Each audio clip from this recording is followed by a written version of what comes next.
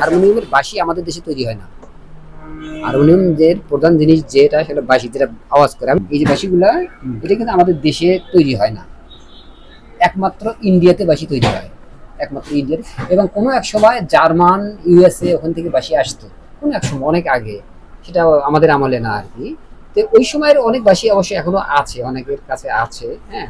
কিন্তু এখন আর ওই জার্মান থেকে, ইউএসএ থেকে বাঁশি আসে না। এখন মনে করেন যে আমাদের এই ইন্ডিয়া থেকেই বাঁশি সংগ্রহ করতে হয়, আসে এগুলা। আর বাকি যা বাদ্যযন্ত্র, যে অন্য অন্য ইনস্ট্রুমেন্ট, সব আমাদের দেশে তৈরি হয়, আমরাই তৈরি করি এগুলা। এখন ওই যে হারমোনিয়ামের দাম, যে একটা হারমোনিয়াম 14-15 হাজার টাকা, কি করি এত দাম হলে কেন? এটা একটা ব্যাপার, কাঠের জিনিস তো বেশি দাম হলো, আবার 50-60-70 টাকা কারণ আছে। সেটা হলো কি, একটা হারমোনিয়াম তৈরি করতে দেখা গেলো যে সময় লাগে ভাই। একটা হারমোনিয়াম তৈরি করতে একজন মিস্ত্রি, একটা যদি হারমোনিয়াম, সব মিস্ত্রি কিন্তু হারমোনিয়াম তৈরি করতে পারবে না। একজন মিস্ত্রি একটা হারমোনিয়াম তৈরি করতে গেলে মনে করেন যে মিনিমাম 8টা দিন সময় লাগবে, মিনিমাম।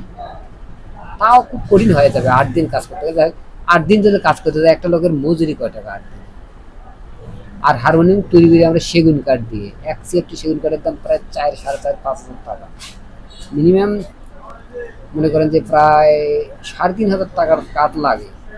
অর্থাৎ কাঠ কিন্তু দেখা যাচ্ছে অল্প, কিন্তু ছোট ছোট টুকরো টুকরো করতে যায়, অনেক বড় কাঠও টুকরো টুকরো করতে যায়, দেখা গেল অনেকগুলো হয়ে যায়। আচ্ছা, এটা একটা অপশান।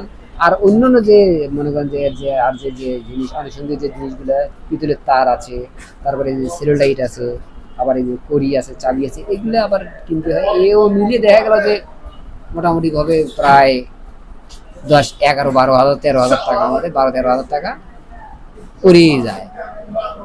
তাহলে 12-13 হাজার টাকা যদি খরচা পড়ে যায়, দেখা গেল হয়তো 1500-2000 টাকা একটা হারমোনিয়াম থেকে মানে হয়তো আমাদের লাভ লভ্যাংশ আসে আর কি। ওই ওই দিয়ে চলার লাগে, আর কি করা আছে।